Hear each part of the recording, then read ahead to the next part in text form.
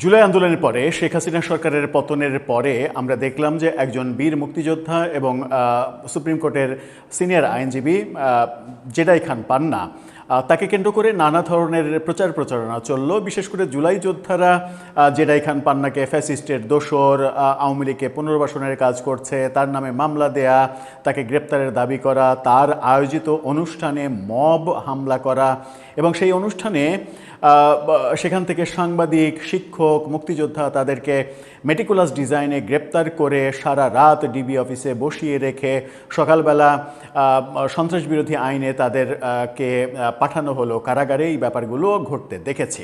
Jedi খান পান্না তিনিও মানে যে কথাবার্তা বলেছেন তার মধ্যে কিছু কিছু কথাবার্তাই মনে হচ্ছে যে তিনি সরাসরি শেখ হাসিনার পক্ষে কথা বলছেন, ন্যারেটিভ তৈরি করছেন। এমনকি শেখ হাসিনার আইনি লড়াই, আদালতে আইনি লড়াইয়ের জন্য দাঁড়াতেও চেয়েছিলেন, কিন্তু সেই আবেদন করে তাকে ফিরে আসতে হয়েছিল, তাকে ফিরিয়ে দিয়েছিলেন আদালত। সেরকম দৃশ্য দেখেছি।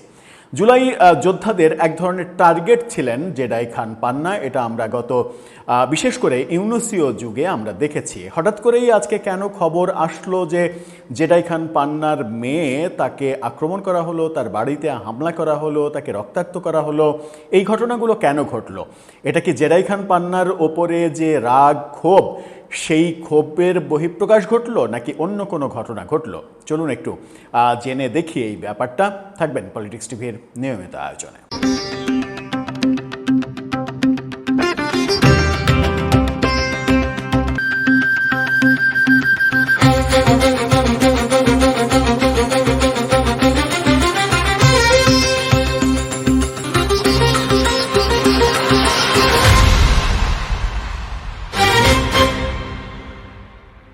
দর্শক, বলছিলাম জেডাই খান পান্নার মেয়েকে আক্রমণ করা হয়েছে তার বাড়িতে এবং তাকে রক্তাক্ত করা হয়েছে, এই অভিযোগ এসেছে এবং সেই অভিযোগের পরিপ্রেক্ষিতে জেডাই খান পান্নার মেয়ের ছবিও প্রকাশিত হয়েছে, আহত ছবিও প্রকাশিত হয়েছে গণমাধ্যমে। বাংলা ট্রিবিউনের এই শিরোনামটা দেখলেই তার কন্যার ছবি সহ নাদিমা মোহাম্মদী, তার ছবি সহ আপনারা দেখতে পারবেন। সেখানে বলা হচ্ছে যে আইনজীবী জেডাই খান পান্নার মেয়ের ওপরে হামলা, একজন গ্রেপ্তারও করা হয়েছে একজনকে।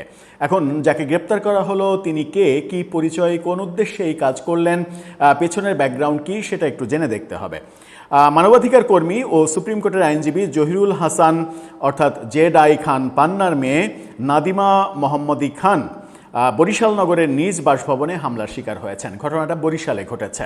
এতে তিনি আহত হয়েছেন। সন্ধ্যার দিকে নগরের সদর রোডের বাসভবনে এই ঘটনা ঘটে, কিন্তু ঘটনাটা ঘটে গতকালকে। যে ঘটনাটা গণমাধ্যমে প্রকাশিত হয়নি, আজকে রাতে এসে এই ঘটনা প্রকাশিত হয়েছে।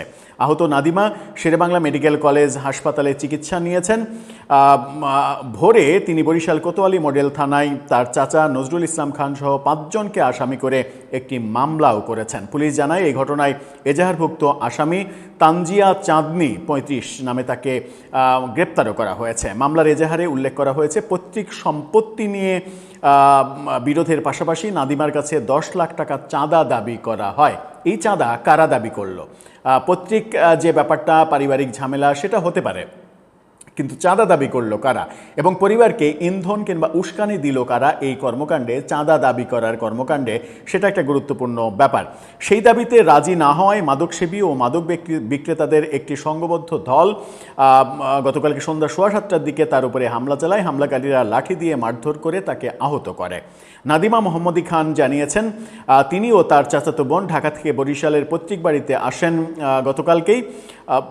কয়েকজন যুবক বাড়ির ভেতরে আবর্জনা ফেলে রাখার পাশাপাশি মাদক সেবন ও বেচা বিক্রি করছিলেন। এর প্রতিবাদ করলে প্রথমে বাকবিতণ্ডা হয়, পরে 25 থেকে 30 জনের একটি সংঘবদ্ধ দল তাদের উপরে হামলা চালায়। এক পর্যায়ে ঘটনাস্থলে এসে তাকে উদ্ধার করেন স্থানীয় লোকজন।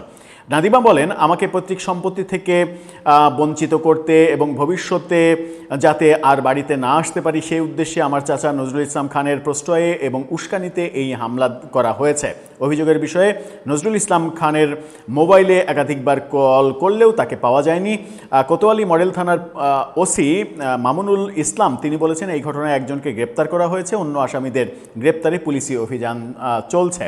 এখন ব্যাপার হচ্ছে যে জুলাই আন্দোলনের পরে যেটা ঘটেছে সেটা হচ্ছে জেডাই খান পান্নার স্পষ্ট বিরোধিতা তো করেছেন জুলাই যোদ্ধারা এবং এনসিপির শীর্ষ নেতারা, এগুলো আমরা দেখেছি।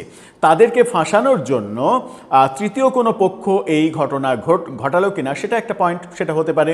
আবার তাদের কারো কারো ওই বরিশালের লোকাল মানে কারো মানে বৈষম্য বিরোধী আন্দোলন কিংবা জুলাই যোদ্ধাদের কেউ এই ঘটনা ঘটালেন কিনা সেটা একটা ব্যাপার হতে পারে। চাঁদাবাজির এই ঘটনা, চাঁদাবাজি তো ইউনূসের যুগে প্রচণ্ড আকারে হয়েছে, টার্গেটেড চাঁদাবাজি হয়েছে, সেই ঘটনার পেছনে কারা সেটা একটা বড় ব্যাপার।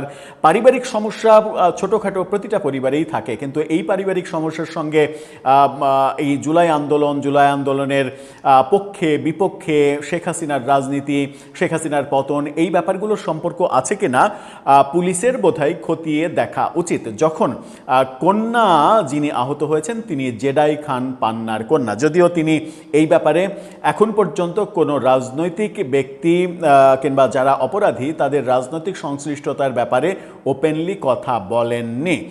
তবে এটাকে খুবই গুরুত্ব সহকারে দেখতে হবে, কারণ একজন বীর মুক্তিযোদ্ধার কন্যা যখন এভাবে আক্রান্ত হয়, যখন মাদকসেবীরা তাকে গিয়ে লাঠিপেটা করে, রক্তাক্ত করে, তখন রাষ্ট্রের দায়িত্ব হয়ে পড়ে সেই ব্যাপারটা খতিয়ে দেখার। কারণ এই দেশে ইউনূসীয় যুগে মুক্তিযোদ্ধার ওপরে আক্রমণের বহু ঘটনা ঘটেছে এবং ইউনূসের মানে বাহিনী, ইউনূসের যে গং, সেই গং পরিকল্পিতভাবে রিপোর্টার্স ইউনিটিতে মব করে মুক্তিযোদ্ধার শরীরে লাথি মেরেছে, মুক্তিযোদ্ধার টুটি চেপে ধরেছে এবং পরবর্তীতে ওই ইউনূস মব বাহিনীর কিছু না করে সেই মুক্তিযোদ্ধা এবং শিক্ষক সাংবাদিক তাদেরকে জেলে নিয়ে গেছেন মেটিকুলাস ডিজাইনে, সন্ত্রাস বিরোধী আইনে মামলা দিয়ে, সেই ব্যাপারগুলো আমরা দেখেছি। সুতরাং মুক্তিযোদ্ধাদের আক্রমণের ঘটনা যখন আমরা দেখেছি, সুতরাং মুক্তিযোদ্ধার মেয়েকে আক্রমণের ঘটনার সঙ্গে ওই ইউনূস গংয়ের কোনো সম্পর্ক আছে কিনা এটা খতিয়ে দেখতে হবে।